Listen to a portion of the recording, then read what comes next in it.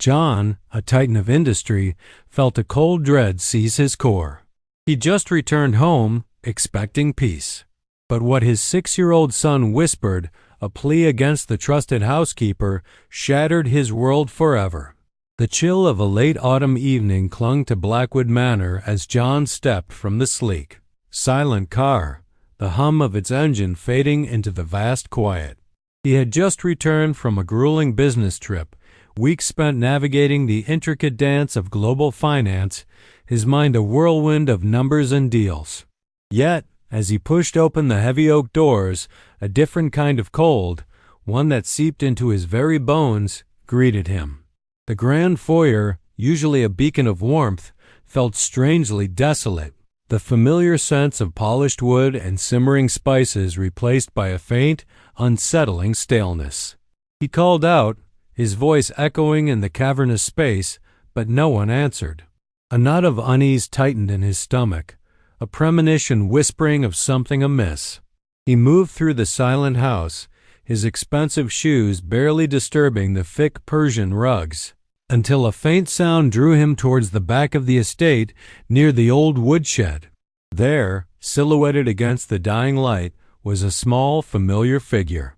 His son, Ethan, barely 6 years old, his small frame straining, was attempting to drag a log far too heavy for him across the damp grass.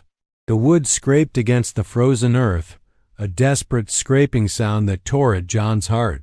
Ethan's shoulders were hunched, his movements slow and deliberate, as if each step was a monumental effort. John's mind reeled. He had left his children in the care of Maria, their longtime housekeeper, a woman he had trusted implicitly, a woman who had been a fixture in their lives even before his beloved wife's untimely departure. He rushed forward, his voice a raw whisper, calling his son's name. Ethan startled, dropping the log with a thud that seemed to echo the heavy beat of John's own heart. John knelt, his expensive suit forgotten as he reached for his son. It was then he saw it, a dark, blossoming bruise on Ethan's small arm, a stark, angry purple against his pale skin. His breath hitched. Ethan flinched away, his eyes wide with a fear that John had never seen before, a fear that twisted his gut into an icy knot. The boy's voice, a fragile thread, was barely audible. "Please, Dad, don't tell Maria. She'll make me carry more." The innocent plea, laden with a terror that transcended his years, struck John like a physical blow. It was a shattering confession, a silent scream that ripped through the carefully constructed facade of his life, igniting a terrifying, all-consuming suspicion that promised to unravel everything. His world, built on the pillars of wealth and perceived security, began to crumble around him. John, the architect of a vast industrial empire, was a man accustomed to control, to order, to the meticulous execution of his will. His name commanded respect in boardrooms across continents, his decisions shaping markets and fortunes. Yet, beneath the polished exterior and the unwavering gaze, lay a profound emptiness, a cavernous ache that had taken root the day his beloved wife had made her departure while giving birth to their second child, little Lily. The loss had been a cruel twist of fate, robbing him of his partner and leaving him with 2 young children, a vibrant boy named Ethan, now 6, and a fragile infant daughter, Lily. He had buried himself in work, finding a grim solace in the relentless pursuit of success, a desperate attempt to outrun the sorrow that threatened to consume him. He believed he was providing for his children, giving them everything money could buy, including the seemingly devoted Maria.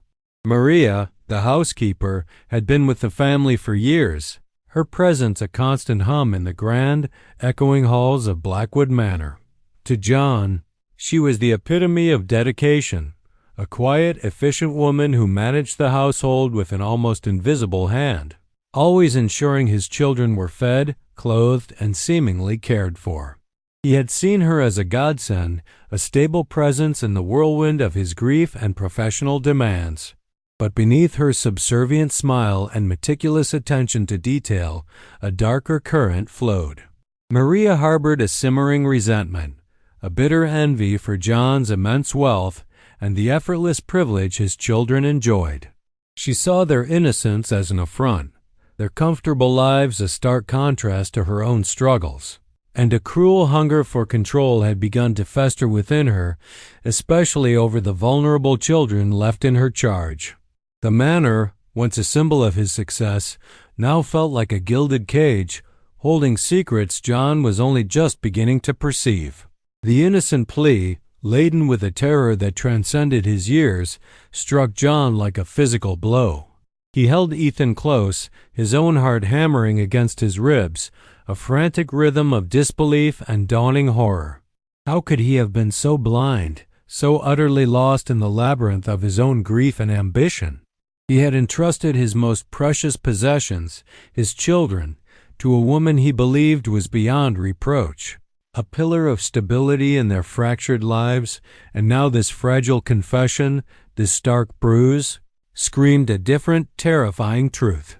He looked into Ethan's tear-filled eyes, promising him with a voice thick with emotion that everything would be all right, that he would protect him, a solemn vow he felt he had already failed to keep. The weight of his own absence, the countless hours spent chasing shadows of financial gain while his children suffered in plain sight, pressed down on him, a suffocating blanket of guilt that threatened to consume him whole. He had sought solace in the relentless hum of his corporate world, believing he was building a legacy for them, only to discover he had built impenetrable walls between himself and their very well-being. Maria appeared then, her footsteps light and almost imperceptible on the polished marble, a practiced smile gracing her lips, her apron impeccably white and her hair neatly pinned. "Oh, Mr. John, you're back. Welcome home. We missed you dearly. Ethan, darling, what are you doing out here? You know it's getting cold and you should be inside."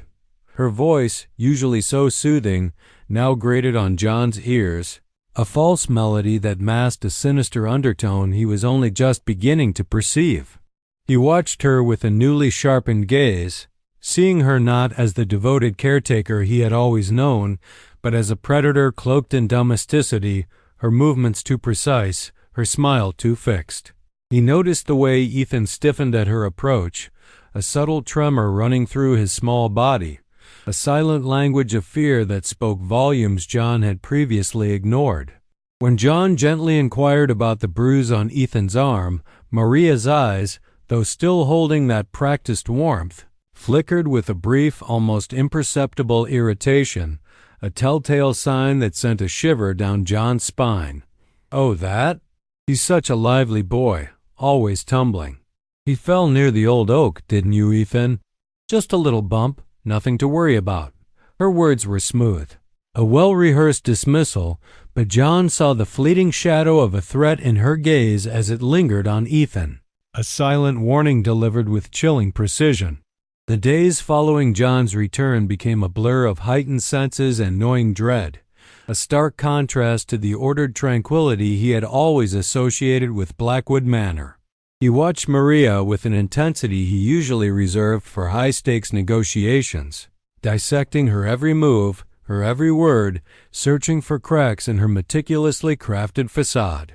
The seemingly innocuous details he had once overlooked, dismissing them as the usual chaos of a busy household, now screamed with sinister implications. He noticed how Ethan would often retreat into himself, his once vibrant laughter replaced by a quiet, unsettling solemnity, his small hands often picking at imaginary lint on his clothes, a nervous habit John hadn't registered before. Lily, his sweet infant daughter, seemed unusually quiet, her cries often muffled and quickly silenced, and John sometimes found her clothes slightly disheveled, her skin not as freshly powdered as he remembered, small signs of neglect that pricked at his heart like thorns. Maria, ever the master of her craft, maintained her facade of unwavering devotion whenever John was near, her voice soft, her movements graceful as she attended to their needs with an almost theatrical diligence.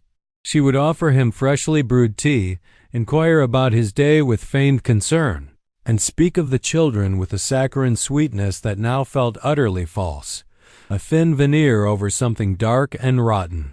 Yet John began to catch undeniable glimpses of the true current beneath the surface. He would hear a sharp, hushed command directed at Ethan from a distant room, followed by a sudden, unnatural silence that spoke of stifled fear. He once found the door to the playroom, where Lily usually spent her afternoons, inexplicably locked from the outside, only for Maria to appear moments later, a key jingling in her hand, offering a flimsy excuse about keeping things tidy or protecting the little one from drafts. The excuses rang hollow, each one a brick in the wall of John's growing certainty, building a terrifying edifice of suspicion. The gnawing guilt for his past inattention became a relentless taskmaster, driving John to meticulously search for answers, his mind a whirlwind of torment and regret. He spent sleepless nights poring over old photographs, looking for any subtle shifts in his children's expressions, any hint of the darkness that had crept into their lives while he was away. His mind replayed countless moments, searching for the signs he had been too preoccupied to see. The quiet withdrawals he had attributed to his own grief, the cries he had dismissed as childish whims. He remembered his wife, her intuitive nature, her meticulous ways, her uncanny ability to perceive truths hidden beneath the surface, and a sudden vivid memory surfaced through the fog of his sorrow. She had always kept a small, ornate wooden box on her bedside table, a sanctuary for her most cherished memories and private thoughts, often containing letters and small notes to herself, a repository of her inner world. John had always respected its privacy, a sacred boundary, but now a desperate hope surged through him, a frantic whisper in the dark. Could there be something there, a message, a warning, something his beloved had left behind, sensing a danger that he, in his sorrow and ambition, had tragically failed to perceive? He felt a desperate urgency, his hands trembling slightly as he made his way to their shared bedroom, a room that had remained largely untouched since her departure, a sacred space he rarely entered, preserved as a shrine to a love lost too soon. The air there still held a faint, sweet scent of her perfume, a ghost of her presence that both comforted and tormented him, a poignant reminder of what he had lost and what he was fighting to protect. He found the box, exactly where she had always kept it, nestled amongst delicate lace and forgotten trinkets, a quiet sentinel of her memory. His fingers traced the intricate carvings on its lid, a bittersweet wave of memories washing over him, each one a pang of longing.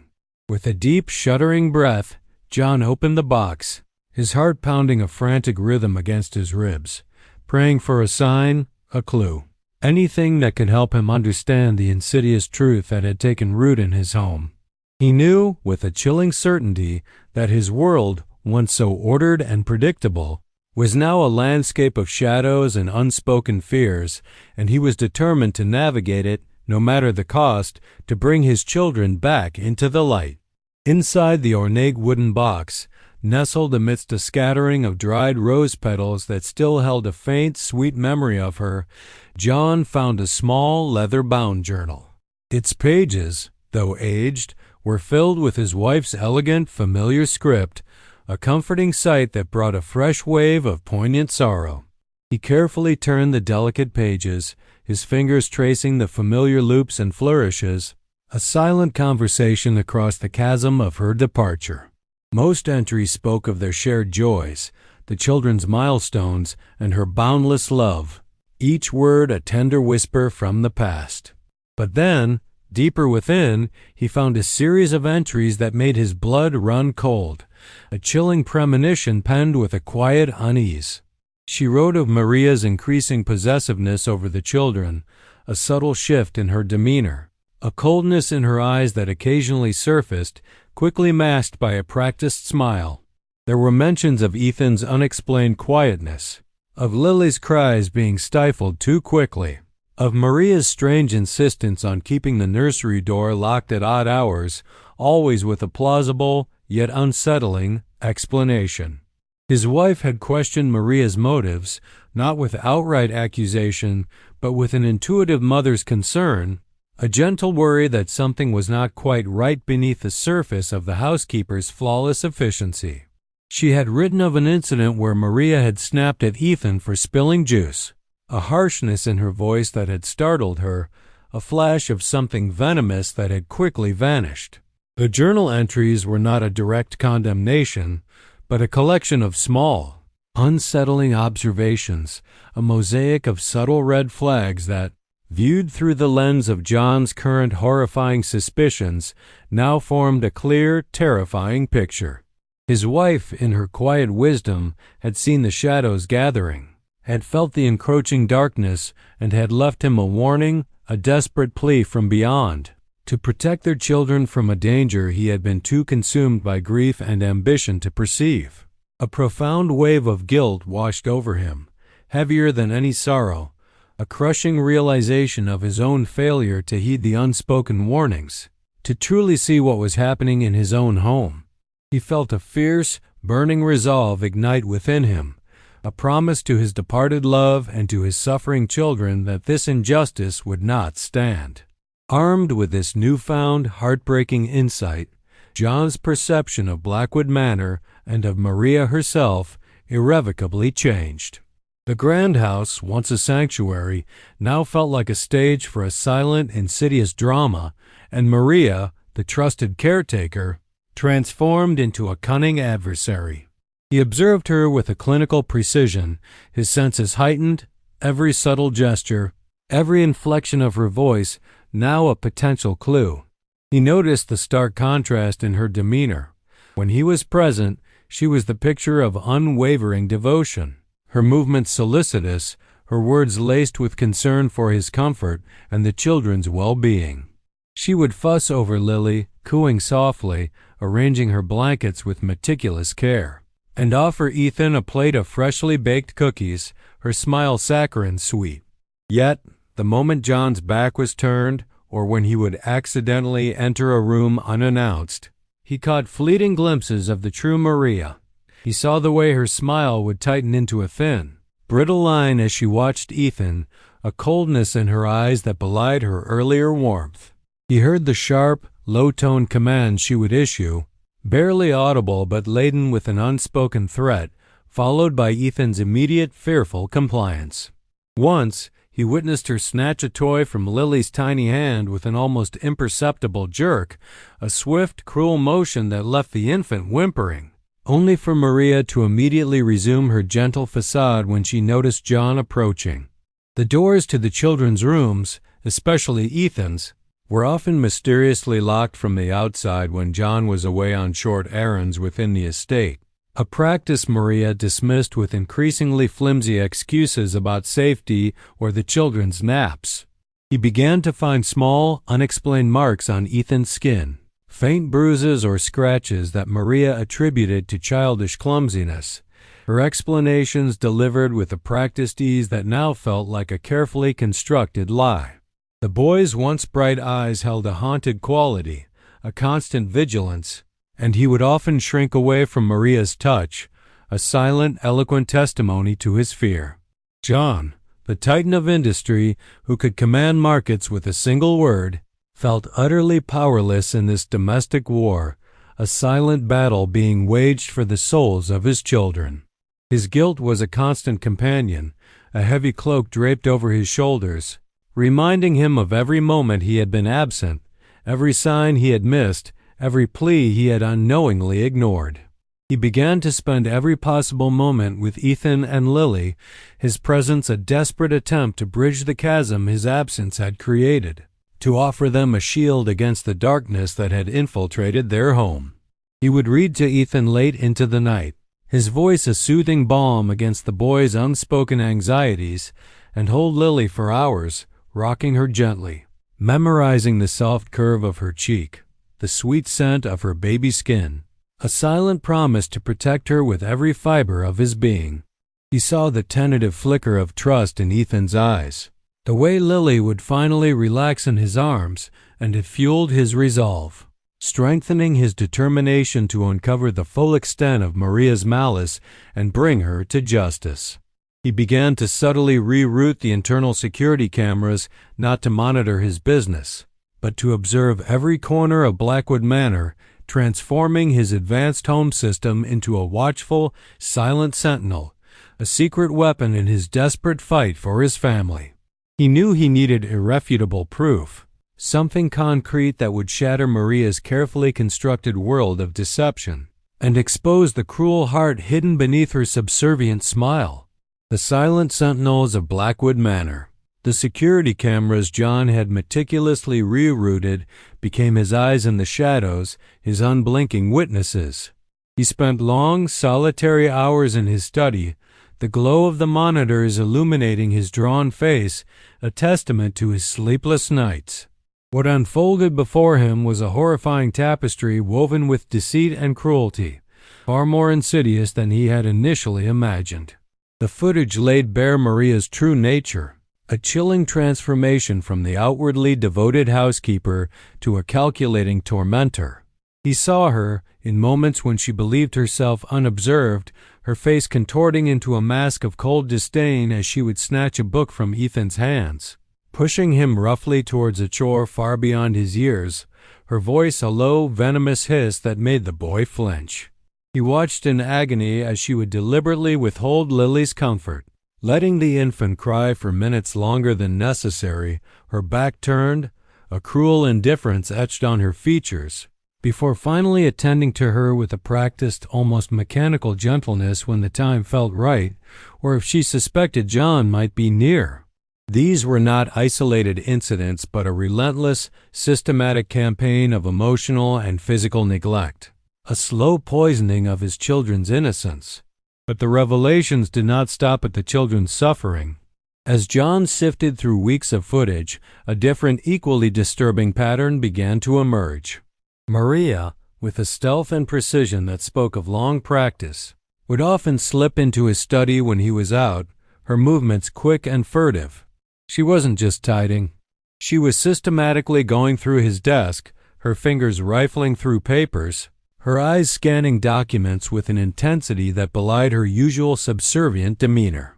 He saw her accessing his personal computer, her face lit by the screen, her actions obscured by the angle, but the intent was clear. She was searching for something beyond the scope of her household duties. His mind raced back to his wife's journal, her subtle notes about Maria's growing possessiveness, her unease. Could it be that Maria's malevolence extended beyond simple cruelty into the realm of calculated financial manipulation? The thought sent a fresh wave of ice through John, adding a layer of treacherous betrayal to the already crushing weight of his children's pain. Driven by this new chilling suspicion, John delved deeper, cross-referencing the video evidence with his personal financial records and the old, meticulously kept household ledgers his wife had maintained. The truth, when it finally coalesced, was a bitter pill to swallow. Over the past year, small, almost imperceptible discrepancies had begun to appear. Inflated invoices for household supplies, phantom repairs, and unexplained withdrawals from a petty cash account that only Maria had access to. Each amount, on its own, was negligible, easily dismissed by a busy man caught in the whirlwind of corporate finance and personal grief. But when aggregated, they amounted to a significant sum, a steady siphon of his family's resources, a quiet, calculated theft that had gone unnoticed beneath the guise of her unwavering loyalty. Maria wasn't just a cruel caretaker. She was a cunning embezzler, her actions fueled not only by resentment, but by a cold, calculating greed. As John intensified his covert investigation, Maria, perhaps sensing a subtle shift in the Manor's atmosphere, or perhaps simply growing bolder in her perceived impunity, became subtly more aggressive. She would hover whenever John tried to engage with Ethan or Lily, interjecting with saccharine comments that subtly undermined his attempts to connect, or pulling the children away with flimsy excuses. John would find Ethan's favorite toys mysteriously broken, or Lily's special blanket missing, only for Maria to discover them later, always with a plausible, yet unsettling, explanation. One evening, as John sat with Ethan, Gently asking about his day, Maria entered the room. Her smile a little too wide, her eyes a little too bright. She spoke of how difficult Ethan had been lately, how he needed firm guidance. Her words a barbed arrow aimed at John's already fragile sense of fatherhood, trying to paint his son as a problem child and herself as the indispensable solution. But John was no longer the distracted, grief-stricken man he once was. The fire of protection burned fiercely within him, fueled by the raw pain of his children's suffering and the stinging realization of his own past blindness. He met Maria's gaze, a silent battle of wills playing out across the polished surfaces of the grand drawing room. He saw the flicker of surprise, then irritation, in her eyes as he calmly countered her subtly manipulative remarks, asserting his parental authority with a quiet strength she hadn't expected. He made sure to spend every waking moment he could with Ethan and Lily, his presence a constant, reassuring anchor in their storm-tossed lives.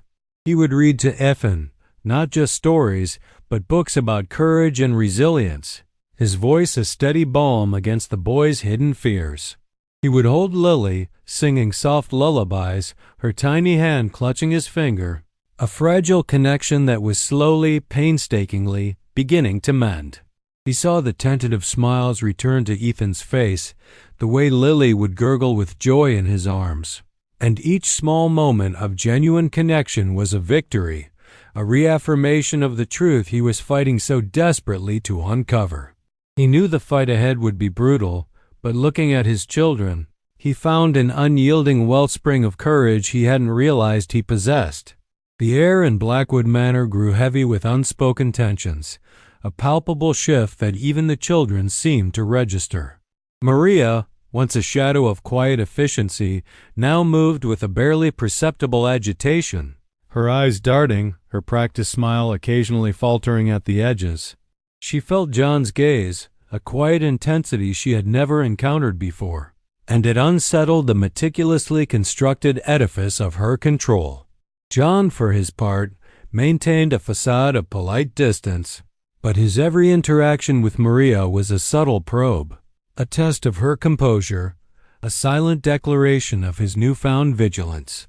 He continued to review the surveillance footage in the dead of night, each captured moment of Maria's cruelty solidifying his resolve, transforming his grief into a righteous, unyielding anger. He saw her deliberately ignore Lily's cries, leaving the infant alone in her crib for minutes that stretched into an eternity, her small body shaking with distress before Maria would finally enter, her movements brusque, her words devoid of genuine comfort. He witnessed her snatch a drawing from Ethan's hand, tearing it in half with a dismissive flick of her wrist, simply because it depicted a happy family, a visual reminder of what she sought to destroy. The casual cruelty, the calculated neglect, painted a portrait of malice that chilled John to his very core. Maria, sensing the tightening net, began to employ more insidious tactics. She would whisper seemingly innocuous comments to Ethan, painting John's long work hours as a sign of disinterest, a preference for his empire over his children. "Your father is a very busy man, darling," she would coo, her voice dripping with false sympathy. "He has important things to do, unlike us, stuck here at home." She attempted to subtly drive a wedge between father and son, preying on Ethan's vulnerability and John's past absences. But John, now hyper-aware, intercepted these subtle manipulations. He would counter Maria's veiled barbs with unwavering affection, pulling Ethan onto his lap, explaining his work in simple, reassuring terms, emphasizing that every effort was for their future, but that their love was his true foundation. He made a point of spending dedicated, quality time with both children, reading stories, playing games, simply being present, his warmth a stark contrast to Maria's calculated chill. He watched as Ethan, slowly but surely, began to shed the cloak of fear, his tentative smiles growing more frequent, his small hand reaching for John's with a newfound trust. Lily, too, responded to his consistent presence, her gurgles of delight and wide-eyed gazes becoming a balm to John's wounded soul, a testament to the resilient spirit of childhood. The financial discrepancies continued, growing bolder as Maria felt the pressure mount. John discovered a series of increasingly large and unjustified purchases made on the Manor's accounts. Items that never appeared in the house, funds siphoned off with a brazen disregard that suggested either desperation or a chilling overconfidence. He meticulously documented every instance, cross-referencing bank statements, invoices, and the security footage that sometimes captured Maria making suspicious phone calls or hiding financial documents in a locked drawer in her own room. He even found a hidden ledger tucked away beneath loose floorboards in her quarters, detailing a separate illicit accounting of her pilfered gains, a shocking testament to her long-term, calculated betrayal. The sheer scale of her deception, intertwined with the emotional and physical abuse of his children, fueled a cold, hard resolve within John. This was not just about money. It was about a profound breach of trust, a violation of the sanctity of his home and the innocence of his children. One evening, John walked into the kitchen to find Maria forcefully gripping Ethan's arm, her face contorted in a mask of pure fury. Ethan's small body trembled, his eyes wide with unshed tears, as Maria hissed, "You spilled the milk again, you clumsy boy. Do you have any idea how much work you create for me?" Her voice was a low snarl, utterly devoid of the saccharine sweetness she reserved for John's presence. Before she could inflict further harm, John's voice, calm but laced with an icy authority, cut through the tense silence. "Maria," he stated, his eyes fixed on her hand gripping Ethan, "release my son." The command hung in the air, heavy with unspoken consequences. Maria recoiled, startled, her face instantly morphing into one of feigned concern, her hand dropping from Ethan's arm as if burned. "Oh, Mr. John." He was about to fall. I was just steadying him. "Such a lively boy, isn't he?" Her words were smooth, a practiced lie, but the flicker of raw hatred in her eyes, quickly masked, did not escape John's notice. He simply nodded, a silent acknowledgment of her performance, but the incident cemented his decision. He had enough. The evidence, both physical and emotional, was overwhelming. The time for subtle maneuvers was over. It was time for justice. He spent the next few days meticulously compiling his case, downloading every relevant video clip, printing every incriminating financial document, and carefully transcribing his wife's journal entries. He reached out to a trusted, discreet legal team, explaining the gravity of the situation, the immense emotional stakes involved. He knew that confronting Maria directly, without the full weight of the law behind him, would be dangerous, potentially jeopardizing his children further. His focus was now singular: to ensure her malevolence was exposed in a manner that would protect his children from any further harm, and to rebuild their shattered sense of security. He held Ethan and Lily close each night, whispering promises of a brighter, safer future. His heart aching with the knowledge of what they had endured, but burning with the fierce, protective love that would guide him through the coming storm. The silence of Blackwood Manor was about to be shattered, not by Maria's cruel whispers, but by the resounding force of truth. The silence of Blackwood Manor, once a deceptive veil, was indeed about to be shattered. John's meticulously compiled evidence, a chilling dossier of Maria's cruelty and deceit, was now in the hands of his legal team. The transition from a father's desperate investigation to a formal pursuit of justice was swift, driven by an unyielding urgency to protect his children.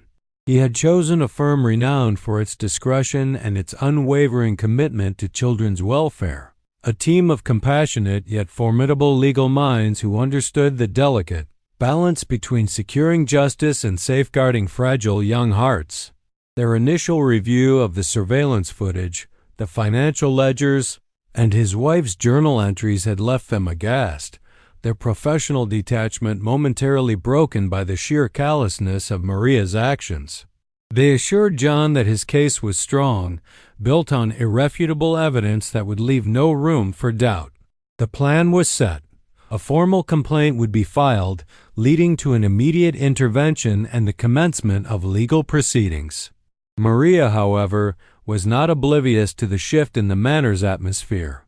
The subtle, almost imperceptible changes in John's demeanor, the way his eyes followed her with an unreadable intensity, the sudden, quiet presence of unfamiliar faces, legal consultants discreetly visiting under the guise of estate managers, all chipped away at her carefully constructed illusion of control. Her practiced smile grew thin, her movements more abrupt, and a simmering paranoia began to cloud her once composed facade. She would often be found lingering outside John's study, her ear pressed to the heavy oak door, attempting to decipher the hushed conversations within. Her attempts to isolate the children from John grew more desperate, her whispers to Ethan filled with increasingly venomous insinuations about his father's supposed neglect, her grip on Lily's tiny arm a little tighter than necessary when she thought no one was watching. The fear of exposure, a cold dread she had long suppressed, was now clawing at the edges of her mind, threatening to unravel everything she had so meticulously built. John, despite the immense weight of the impending confrontation, found a renewed purpose in his children's presence. He spent every possible moment with Ethan and Lily, consciously weaving a tapestry of warmth and security around them, a stark contrast to the chilling narrative Maria had attempted to impose. He would take Ethan on long walks through the sprawling grounds of Blackwood Manor, pointing out the intricate beauty of nature, listening patiently as his son, slowly, tentatively, began to share fragments of his hidden fears, the quiet terrors Maria had inflicted. Ethan spoke of being locked in his room for hours, of being forced to eat meals cold and alone, of Maria's chilling threats if he ever dared to speak a word of her cruelty. John listened, his heart breaking anew with each revelation, but his resolve solidified, transforming his grief into an unyielding shield for his children. He held Lily close, her soft gurgles and innocent smiles a constant reminder of the precious light he was fighting to protect, her vulnerability a stark testament to the depths of Maria's betrayal. The legal team advised a measured approach, a carefully orchestrated removal of Maria from the premises to minimize trauma for the children. They planned for a day when John would take Ethan and Lily out of the manor, under the pretense of a special outing, while law enforcement and social services would arrive to formally serve Maria with the necessary papers. It was a strategy designed to protect the children from witnessing the full force of the confrontation, to shield them from the inevitable outburst that the legal experts anticipated from Maria. John agreed, his focus solely on his children's well-being, on ensuring their journey towards healing began in an environment of safety and gentle understanding. The anticipation of that day, a day that would finally bring an end to the insidious darkness that had permeated his home, filled John with a potent mix of dread and fierce determination. He knew the path ahead would be fraught with emotional challenges, but he was ready to face them, armed with truth and an unconditional love that had been rekindled in the crucible of his children's suffering. One crisp morning, under a sky of pale, hopeful blue, John prepared for the designated day. He dressed Ethan and Lily in their favorite clothes, his hands gentle, his voice soft as he spoke of a wonderful adventure they were about to embark on. Ethan, though still carrying the shadows of his past, looked up at his father with a flicker of excitement, a tentative smile gracing his lips. Lily, nestled securely in John's arms, cooed happily, her tiny fingers grasping at his shirt. As they left Blackwood Manor, a sense of profound finality settled over John, a silent acknowledgement that the house they were leaving would never be the same again. Maria stood by the entrance, her usual subservient smile fixed in place, but John noticed the faint tremor in her hands, the almost imperceptible narrowing of her eyes as he embraced his children a little tighter, a silent message of protection. She offered a saccharine farewell, her voice sweet, yet John could almost taste the venom beneath the honeyed words. He simply nodded, his gaze unwavering, and ushered his children into the waiting car, his heart pounding with the weight of the moment, knowing that the wheels of justice were now irrevocably in motion, and the true battle for his family's future was about to begin. The drive away from the manor felt like a physical shedding of the suffocating darkness, a hesitant step towards a dawn he had once feared might never come. The moment John's car disappeared beyond the wrought iron gates of Blackwood Manor, a different kind of quiet descended upon the grand estate. This was not the deceptive calm Maria had cultivated, but the pregnant hush before a storm. Within minutes, the gravel driveway crunched under the tires of official vehicles, their presence a stark, unyielding contrast to the manor's ornate facade. A team of law enforcement officers, accompanied by social workers, approached the heavy oak door, their faces grave, their purpose clear. Maria, who had returned inside with an air of smug satisfaction, was caught utterly off guard by the insistent, authoritative knock. Her carefully constructed world, built on manipulation and hidden cruelty, began to fracture with the first official summons. She opened the door, her features initially frozen in a mask of polite inquiry, quickly morphing into a flicker of suspicion as her eyes took in the uniforms.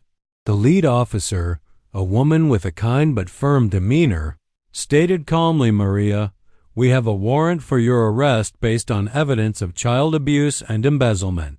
The words hung in the air, cold and undeniable, piercing through Maria's carefully crafted composure. Her face, usually so composed, contorted into a grotesque display of shock, then disbelief, and finally a raw, unbridled fury. "This was impossible," she shrieked, her voice escalating into a shrill torrent of denials, her hands gesturing wildly. "Mr. John is a grieving man, easily manipulated. These children are difficult, demanding." She attempted to spin a web of lies, to paint herself as the victim, a loyal servant betrayed, but her words lacked conviction, overshadowed by the stark evidence they held. The officers, unmoved by her histrionics, calmly presented the meticulously compiled dossier, the undeniable proof of her heinous acts. Her carefully constructed facade crumbled entirely, revealing the true, venomous rage that had festered beneath her subservient smile, a chilling outburst that confirmed every one of John's fears. Meanwhile, miles away, John had driven Ethan and Lily to a secluded cottage he owned by a tranquil lake, a place he hadn't visited since his wife's departure, a sanctuary where the echoes of grief were softened by the gentle lapping of water against the shore. It was a haven of peace, far removed from the unfolding drama at Blackwood Manor, a quiet space for his children to simply be. He spent the afternoon simply being present, playing board games with Ethan, his laughter, though still fragile, beginning to bubble up more freely. He read stories, his voice a soothing balm, and watched as Lily, nestled in his arms, drifted off to sleep, her tiny hand clutching his finger with an innocent trust that both warmed and broke his heart. He knew the legal battle was just beginning, but in these precious moments, surrounded by the quiet comfort of his children, he felt a profound sense of purpose, a fierce protective love that eclipsed all past sorrows. The phone calls from his legal team came discreetly, confirming Maria's arrest, the gravity of the charges, and the long, arduous road ahead in court. The days that followed were a delicate dance between healing and preparing for the fight for justice. John consciously wove a tapestry of warmth and security around Ethan and Lily, filling their lives with consistent affection and unwavering presence. He built forts with Ethan in the living room, complete with blankets and pillows, where they would whisper secrets and share dreams, slowly chipping away at the boy's lingering fear. He took Ethan fishing in the tranquil lake, teaching him patience and the quiet joy of nature, watching as the boy's shoulders relaxed, the tension that had once defined his small frame beginning to dissipate. For Lily, he was a constant source of gentle touch and soft songs, her gurgles of delight and wide-eyed gazes becoming a balm to John's wounded soul, slowly but surely erasing the memory of neglect with every loving interaction. He ensured they were surrounded by kind, supportive faces, discreetly introducing them to trusted friends and a child therapist who specialized in trauma, building a new network of safety and care. The legal proceedings began to take shape, a somber yet necessary step towards formal justice. John met frequently with his legal team, meticulously reviewing every piece of evidence, every witness statement, every detail that would paint the undeniable picture of Maria's cruelty. He understood that the process would be emotionally draining, a public retelling of his children's suffering, but his resolve remained unyielding. He had to be their voice, their unwavering advocate, ensuring that the truth, no matter how painful, would prevail. The initial court dates were set, and the legal team prepared for Maria's inevitable defense, anticipating her attempts to discredit John, to twist the narrative, but they were ready. They had the security footage, the financial ledgers, his wife's journal, and most importantly, the quiet, undeniable testimony of a child's broken spirit slowly beginning to mend. John knew the road would be long, but looking at Ethan's tentative smiles and Lily's trusting gaze, he found an inexhaustible wellspring of courage, a powerful reminder of what he was fighting for. The day of the trial dawned with a heavy gray sky, mirroring the somber weight that settled upon John's heart. The courtroom, a grand chamber of polished wood and hushed whispers, felt both imposing and profoundly intimate, a stage where the fate of his children's peace hung in the balance. John sat upright, his gaze fixed forward, a fortress of quiet determination.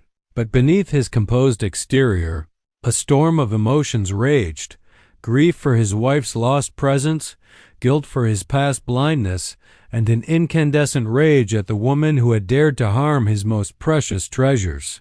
He held a small, smooth stone in his pocket, a memento Ethan had given him, its cool surface a constant reminder of the fragile innocence he was fighting to protect.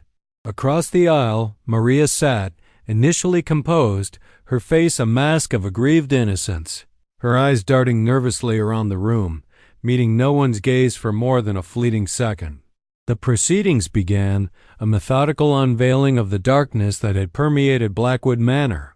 John's legal team, a formidable duo of truth-seekers, presented their case with a quiet, devastating precision. They showed the surveillance footage, moments of Maria's calculated neglect and chilling cruelty flickering across the large screen, each frame a silent scream from the past. The court watched in stunned silence as Maria's true nature was laid bare, Lily's cries unanswered, Ethan's small form flinching from her touch, the deliberate tearing of a child's artwork. They presented the meticulously documented financial ledgers, Maria's brazen embezzlement exposed in stark numbers, a cold testament to her greed. John listened, his jaw tight, his heart aching with each painful revelation, feeling the collective gasp of the room, a shared understanding of the betrayal. Maria's defense, predictably, was a desperate tapestry of denial and counter-accusations. Her lawyer painted John as a distant, grieving father, too consumed by his empire to truly know his children, suggesting that Maria, a loyal and dedicated housekeeper, was merely a scapegoat for his own parental failings.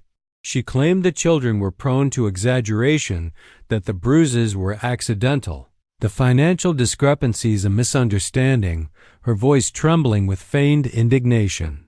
Maria herself, when called to the stand, maintained a facade of wronged innocence, her eyes welling with crocodile tears as she spoke of her years of service, her supposed love for the children, her voice a practiced lamentation of a loyal servant unjustly accused. Her performance was convincing to those who hadn't seen the evidence, a desperate attempt to manipulate the narrative, to twist the truth one last time. But John was ready. He took the stand, his voice steady, his eyes unwavering as he recounted the chilling discovery of Ethan's bruise, the whispered plea for protection, the slow, agonizing realization of Maria's malice. He spoke of his wife's journal, reading aloud passages that described Maria's initial kindness, then subtle shifts in her demeanor, a growing possessiveness over the children, a veiled resentment that his wife, in her quiet wisdom, had subtly sensed. It was a poignant, powerful testimony, weaving together his personal grief with his fierce, protective love, painting a picture of a father awakening from a profound sorrow to confront an even deeper evil. He spoke not of vengeance, but of justice, of safeguarding the innocence of his children, of rebuilding a home shattered by deceit. As John finished, the courtroom was steeped in an almost unbearable tension. Maria, her composure finally fracturing under the relentless weight of the truth, could no longer maintain her facade. Her eyes, once filled with feigned sorrow, now blazed with a raw, unbridled fury, her face contorting into a mask of pure, unadulterated hatred. She rose from her seat, her chair scraping loudly across the polished floor, her voice erupting into a guttural shriek that echoed through the silent chamber. "These children are spoiled, ungrateful brats," she screamed, her words spitting venom. "John is a fool, blinded by his wealth, a man who deserved to suffer." Her carefully constructed world had imploded, and with it, her self-control. She railed against John's perceived privilege, against the children's very existence, revealing the depth of her resentment, the twisted, festering jealousy that had fueled her cruelty. The outburst was shocking, a visceral display of the malevolence John had secretly feared. Her true nature, stripped bare of all pretense, confirmed every single one of John's suspicions, every piece of evidence, every chilling moment captured on camera. The judge, a stern but fair figure, immediately called for order, but the damage was done. Maria's own words, her unhinged confession of hatred and resentment, resonated far more powerfully than any meticulously presented evidence, sealing her fate with a chilling finality. John watched, his heart a complex mix of sorrow and a grim satisfaction, knowing that the truth, no matter how painful, had finally emerged from the shadows, paving the way for the justice his children so desperately deserved. The silence that followed Maria's outburst was profound, a collective acknowledgement that a profound wrong had been exposed, and that the long, arduous journey towards healing could finally begin. The judge's verdict came swiftly, a resounding affirmation of justice that echoed through the silent courtroom. Maria, her face a mask of bitter resentment, was found guilty on all counts, her reign of cruelty and manipulation brought to a definitive end. The consequences of her actions, fueled by greed and a festering jealousy, were severe, ensuring she would no longer pose a threat to any vulnerable soul. John felt a profound release, not of vengeance, but of a heavy burden lifted, a quiet triumph for the innocence he had fought so fiercely to protect. The truth, painful and raw, had ultimately prevailed, and the path towards healing, though long and arduous, lay open before him and his children.